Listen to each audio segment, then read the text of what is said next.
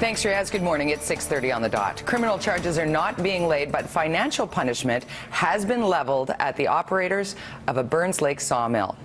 Babine Forest Productions is facing more than $1 million in fines for the explosion that killed 2 workers and injured 19 others. It's believed to be the largest workplace fine issued in BC. Survivors and family members of victims have demanded a public inquiry. That's been rejected, but the chief coroner will oversee an inquest. For some reason, seeing your husband broken up and not even the man that he used to be.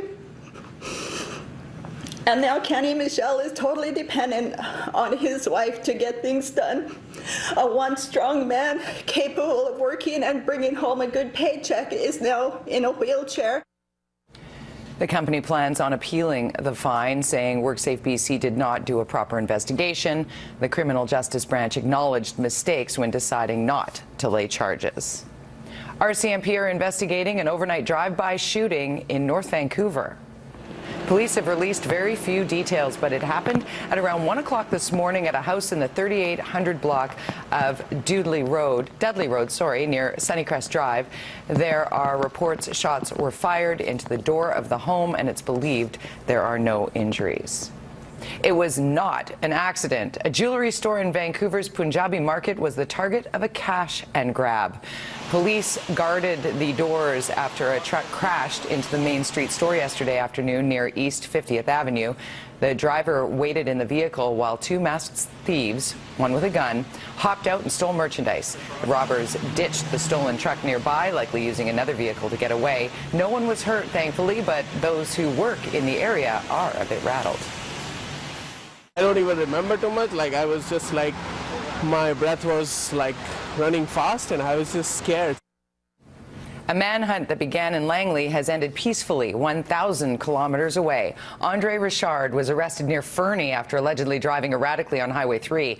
Police say he ran into the bush but was convinced to come out. Richard is accused of attacking his estranged wife and daughter Wednesday and torching the family home. I don't know what was in his head, what his intentions were, where he was thinking about going, but it is quite a distance to go for sure, and I can only imagine he had a lot on his mind. Richard is expected in Cranbrook Court today before being brought back to the Lower Mainland. Police say his wife and daughter were released from hospital yesterday. Another update on a story we brought you yesterday. A Kelowna man has been found and arrested in connection with the murder of his fiancée. Ryan James Quigley has not been charged yet. The body of 35-year-old Amy Parks was found in the couple's home earlier this week. Friends say they planned on getting married this summer, but the relationship had reportedly broken down.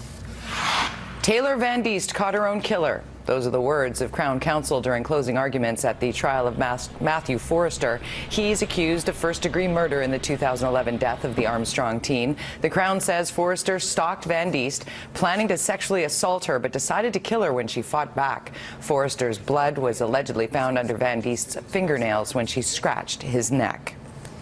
A Delta mother is looking to take her local school board to court for reimbursement of fees. With more on why, Greg Harper joins us live from Delta with the details. Greg? Good morning, Jody. Yeah, I'm just outside the Delta School Board this morning. A Delta woman who's a mother of 3 is suing the school board, and it's over the cost of school workbooks, supplies, and other activities. Susan Fetterkind has launched a proposed class action suit. It's on behalf of herself and other parents. She claims school fees break provincial laws. She's looking to get reimbursed and says that at least $220 was wrongfully paid for materials needed for calculus and physics, plus fees for graduation and other activities. She claims that under the School Act, there is a requirement for students to be educated at no or very little cost. Now, her lawsuit would need approval from a judge in order to go ahead. Of course, that may or may not happen. If it does, it'll certainly be interesting moving forward here. Jody? All right. Thanks very much, Greg Harper, reporting live for us this morning from Delta. Thanks, Greg.